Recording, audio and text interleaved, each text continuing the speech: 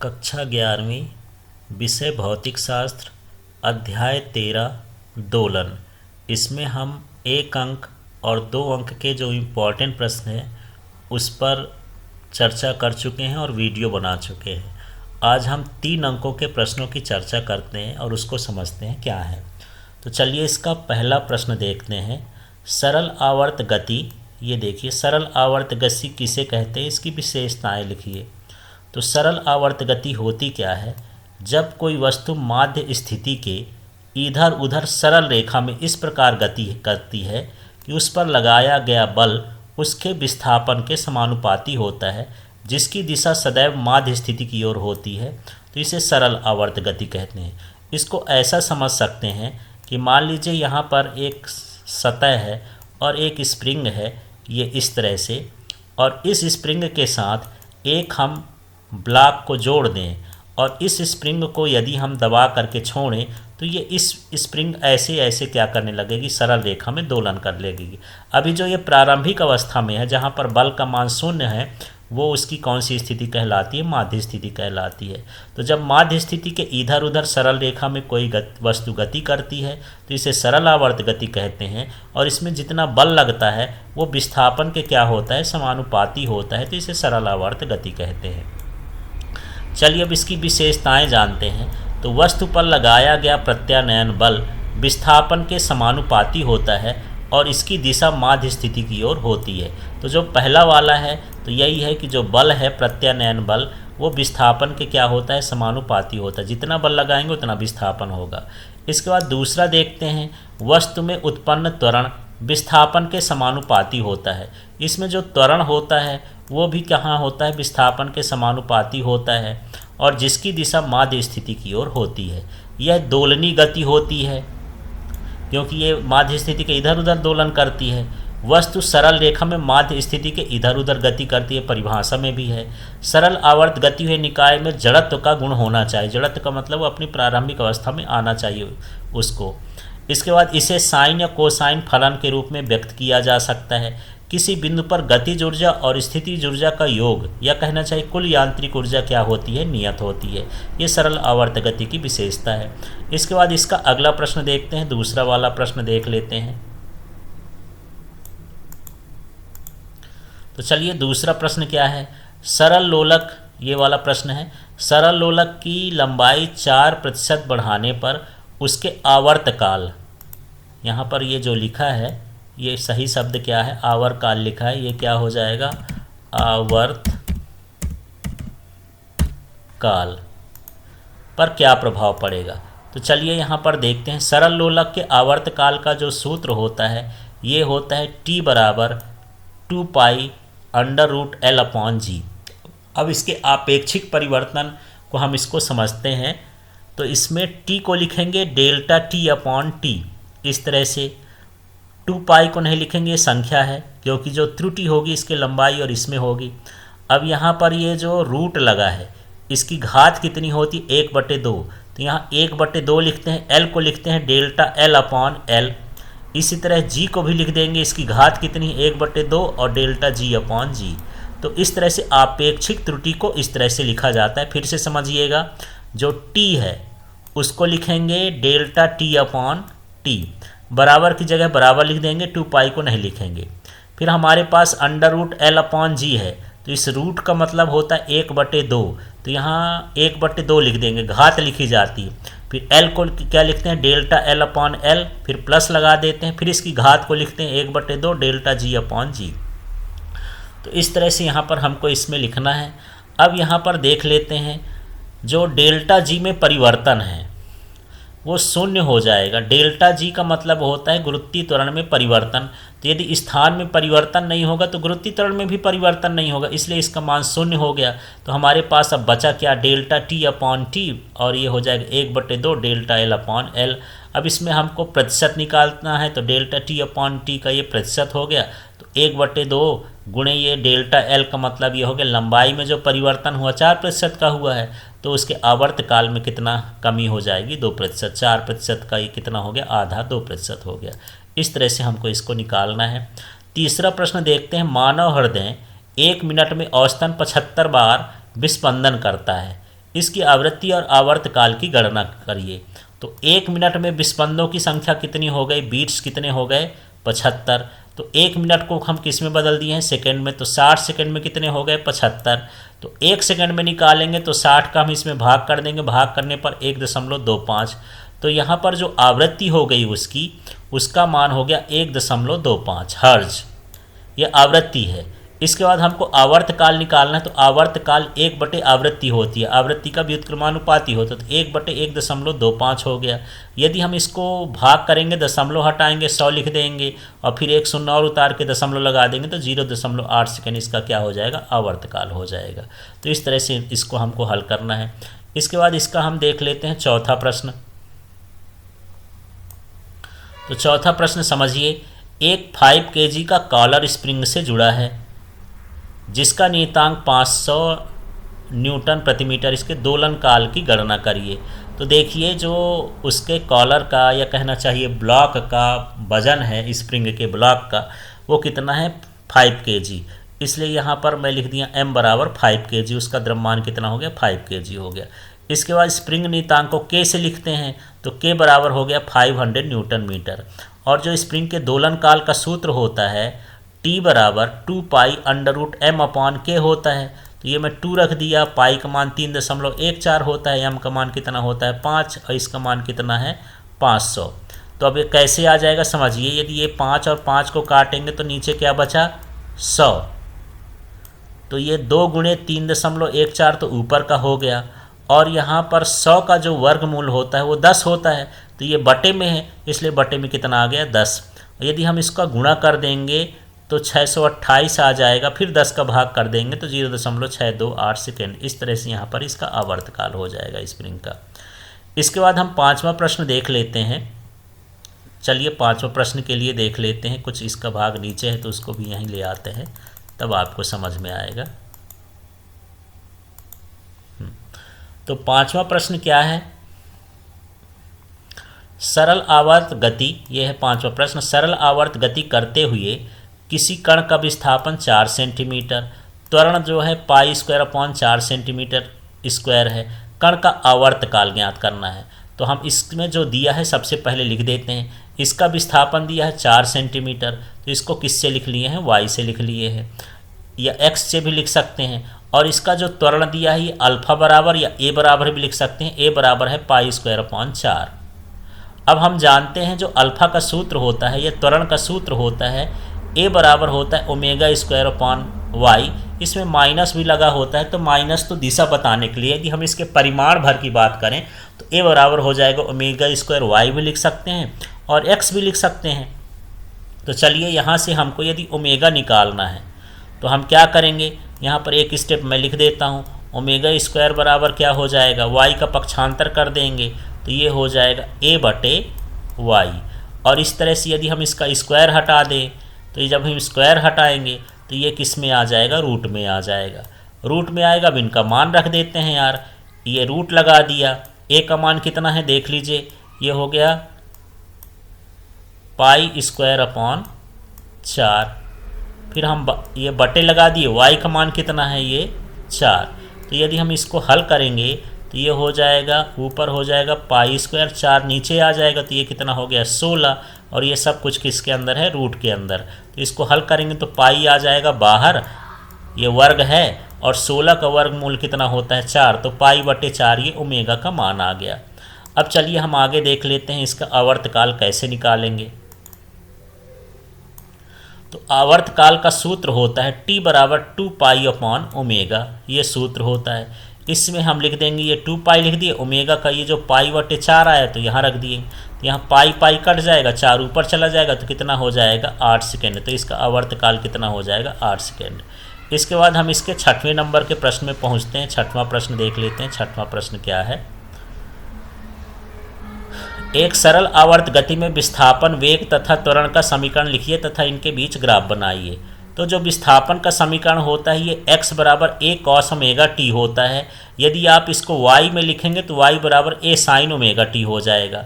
तो साइन में भी लिख सकते हैं, cos में भी लिख सकते हैं। वेग का समीकरण जो होता है ये -a ω sin ω t होता है। अब यदि हम इसको बदल दें इस साइन ओमेगा टी को मैं लिख दिया omega T plus pi by two, तो ये माइनस हट गया है क्योंकि इसको किस में लिख दिए हैं, कॉस। और कॉस क्या लिख दिए हैं कि ये कॉस जो है 90 प्लस थीटा, ये जो कॉस 90 प्लस थीटा होता है ये किसके बराबर हो जाता है, साइन थीटा के। इसी सूत्र का उपयोग किए हैं, तो यहाँ देखिए ये माइनस साइन थीटा के बराबर होता है ये। तो हमारे पास ये साइन थीटा है, तो माइनस साइन थीटा बराबर क्या हो गया, कॉस 90 प्लस थीटा।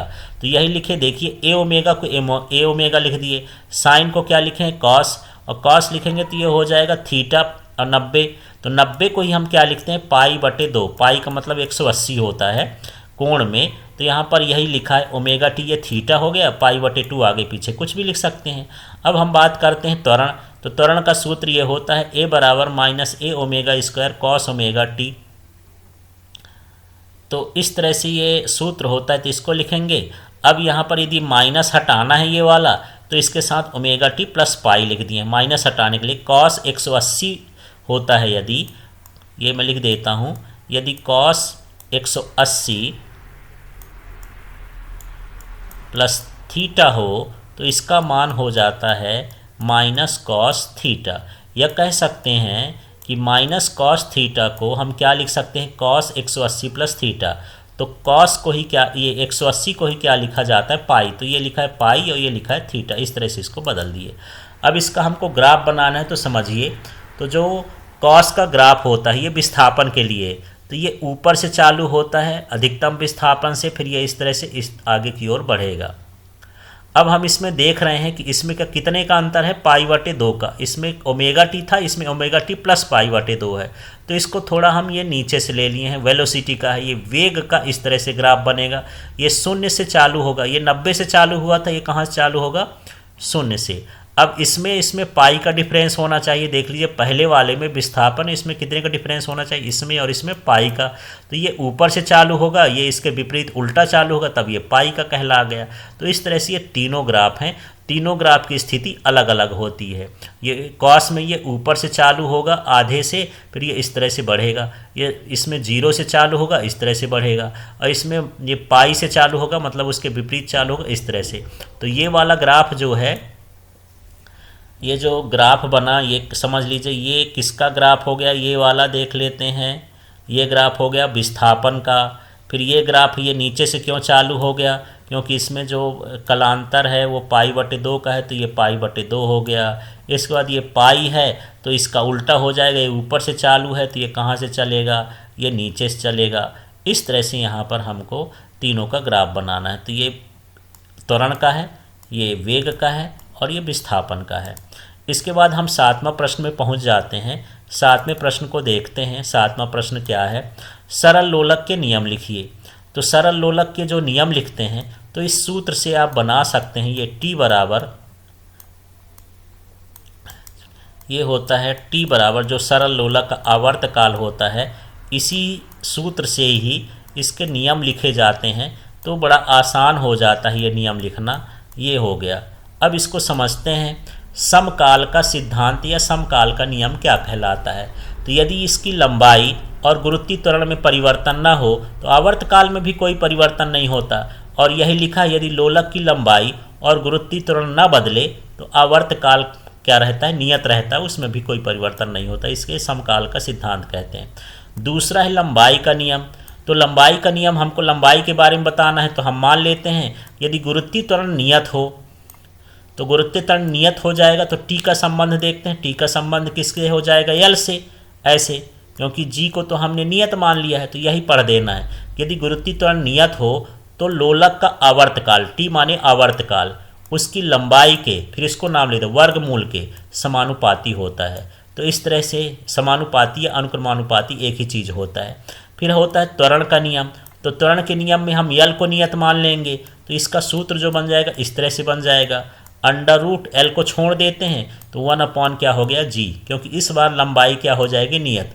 तो यदि लोलक की लंबाई नियत हो तो फिर इसको बोलते हैं आवर्तकाल, गुरुत्वीय त्वरण के व्युत्क्रमानुपाती होता है, बटे में तो व्युत्क्रमानुपाती होता है। आवर्तकाल गुरुत्वीय त्वरण के वर्गमूल के व्युत्क्रमानुपाती होता है। फिर चौथा है द्रव्यमान का नियम। तो लोलक का आवर्तकाल लोलक के द्रव्यमान पर निर्भर नहीं करता है। इस सूत्र में कहीं यम आया ही नहीं है, मतलब ये द्रव्यमान पर निर्भर नहीं करता है। इसके बाद इसका 8वां प्रश्न देख लेते हैं। 8वां प्रश्न क्या कहता है, तो चलिए 8वां प्रश्न को समझते हैं। कोई कण, ये है, एक दूसरे से कुछ दूरी पर स्थित दो बिंदु ए और बी के बीच रैखिक सरल आवर्त गति कर रहा है। ए बी की ओर की दिशा धनात्मक लेना है। तो मान लेते हैं ये इस तरह से एक स्थिति बना लेते हैं। एक पॉइंट ये हो गया, एक पॉइंट ये हो गया, ये हुआ ए और ये हुआ बी। ए से बी की ओर बोलना है कि धनात्मक लेना है, मतलब बी की दिशा धनात्मक रहेगी और इसकी दिशा क्या होगी, ऋणात्मक होगी।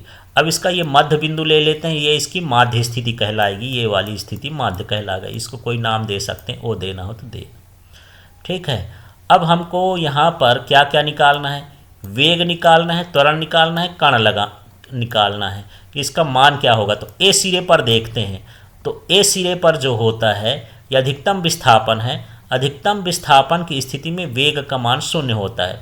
यदि मैं तीनों का सूत्र लिख दूं तो आपको समझ में आ जाएगा। यहाँ भी का जो सूत्र होता है ये minus a omega under root A square minus x square होता है, ये सूत्र हो गया।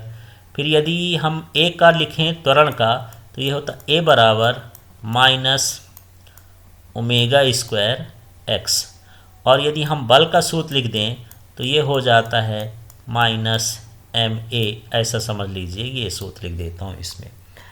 तो यहाँ पर अब देख लेते हैं क्या क्या लगेगा। तो सबसे पहले यदि हम ए पर करें, ये अधिकतम विस्थापन है, माने x का मान यदि a हो जाएगा तो यहाँ पर वेग का मान क्या हो जाएगा, 0। इसलिए वेग का पहले कंडीशन में जो सूत्र है, वेग पूछा है, वेग कितना हुआ, 0।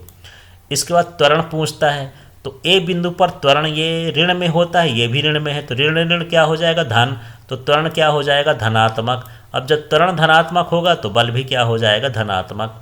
इसके बाद हम बी सिरे पर दूसरा वाला समझते हैं। जब हम बी सिरे पर पहुँचेंगे, इस सिरे पर, तो ये भी अधिकतम विस्थापन है, और अधिकतम विस्थापन में वेग का मान कितना होता है, 0। त्वरण यहाँ पर देख लेते हैं, ये धन में है, धन ऋण क्या होता है, ऋण होता है, तो त्वरण भी ऋणात्मक हो जाएगा, बल भी ऋणात्मक हो जाएगा। अब सी नंबर क्या है, ए की ओर जाते हुए ए बी के मध्य बिंदु पर। तो अब यहाँ पर माध्य बिंदु पर बात करता है, माध्य बिंदु पर। तो माध्य बिंदु पर जो x का विस्थापन का मान होता है वो 0 होता है। तो जब 0 हो जाएगा तो ये पूरा तो 0 नहीं होगा, माने जो वेग होगा वो किस में रहेगा, ऋण में। वेग क्या हो जाएगा, ऋणात्मक। इसके बाद जो इसका त्वरण का मान है, तो चलिए x का मान 0 हो गया तो त्वरण भी क्या हो जाएगा, 0। तो इसलिए ये त्वरण भी 0 हो गया। जब त्वरण 0 होता है तो बल भी 0 होता है। तो ये तीनों स्थितियों में हमको वेग का, त्वरण का और बल का हमको दिशा बताना था, ये चिन्ह बताना था, तो ये है। तो इस तरह से इसको हमको करना है। इसके बाद हम 9वें नंबर के प्रश्न में पहुँचते हैं। 9वां प्रश्न देखते हैं ये क्या है। तो क्वेश्चन है, सरल आवर्त गति करते हुए कण के विस्थापन का समीकरण निर्मित करना है।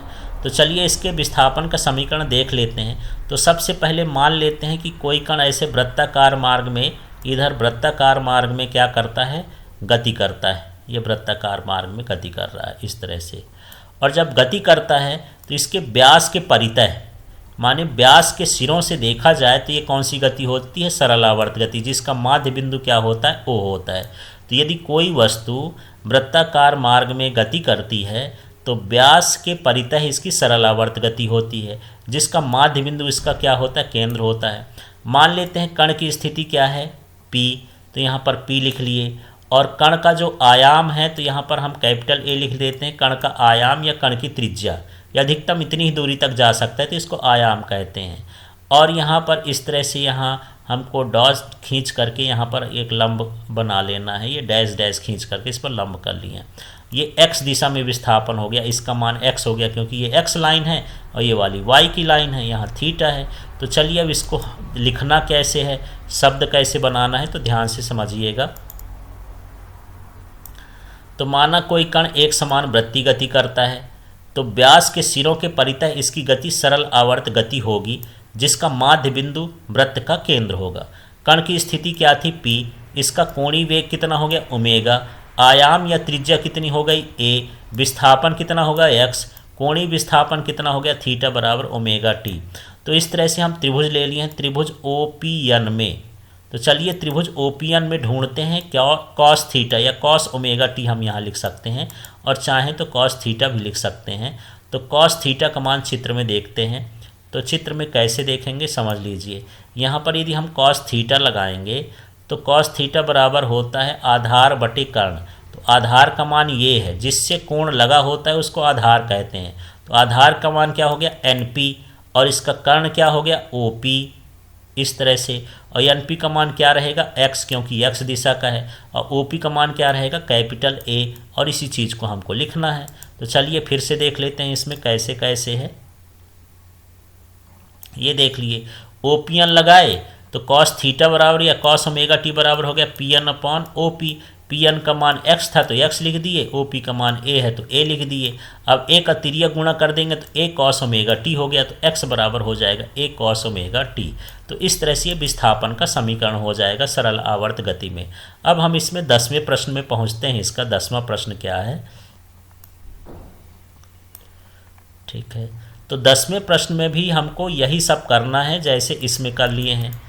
तो हम एक चित्र बना लिए हैं, और 10वां प्रश्न, पहले प्रश्न तो देख लें प्रश्न क्या समझ में आया है आपको। ये देखिए प्रश्न क्या है, प्रश्न 10वां पढ़िए। सरल आवर्त गति करते हुए कण का वेग का समीकरण निगमित कीजिए। पहले में विस्थापन का था और दूसरे में क्या है वेग का है। तो इसी तरह से हमको पूरा चित्र बना लेना जैसे हम विस्थापन में किए हैं। अब यहाँ पर फिर मान लेते हैं कि माना कोई कण एक समान वृत्तीय गति करता है, व्यास के सिरों के परितः इसकी गति सरलावर्त गति होगी, जिसका माध्य बिंदु वृत्त का केंद्र होगा। कण की स्थिति क्या है P है, तो यहाँ P लिख दिए हैं। ये कोणीय वेग कह सकते हैं कि जिस वेग से घूम रहा है उसका कोणीय वेग क्या ओमेगा है। इसका आयाम माने ये जिसकी त्रिज्या है वो कितनी है A है, इसको कैपिटल A मान लिए हैं, यहाँ स्मॉल a नहीं लिखेंगे कैपिटल A लिख लेंगे। तथा कोणीय विस्थापन थीटा है, तो थीटा विस्थापन बराबर होता है वेग बटे वेग गुणे समय, तो यहाँ ओमेगा टी हो जाएगा कोणीय वेग गुणे समय। तो थीटा का मान कितना हो गया ओमेगा टी हो गया। फिर यहाँ से हम देखते हैं एक त्रिभुज ले लेते हैं, ये वाला त्रिभुज, ये देख लीजिए ओपीएन है ये त्रिभुज। इस त्रिभुज में हमको निकालना है क्या कॉस थीटा। आप साइन भी निकाल सकते हैं, लेकिन एनसीईआरटी में कॉस दिया है तो उसके हिसाब से हम चलते हैं। तो कॉस ओमेगा टी बराबर यहाँ पर आधार बटे कर्ण होता है, तो ये पी एन जो है इसका आधार हो गया। यहाँ पर ये पी एन लिखना है, ओ एन नहीं लिखना है। यहाँ पर पी एन इसका क्या हो जाएगा आधार हो जाएगा पी एन, और इसका कर्ण क्या हो गया ओ पी, तो कर्ण हो गया ओ पी, इस तरह से लिखेंगे।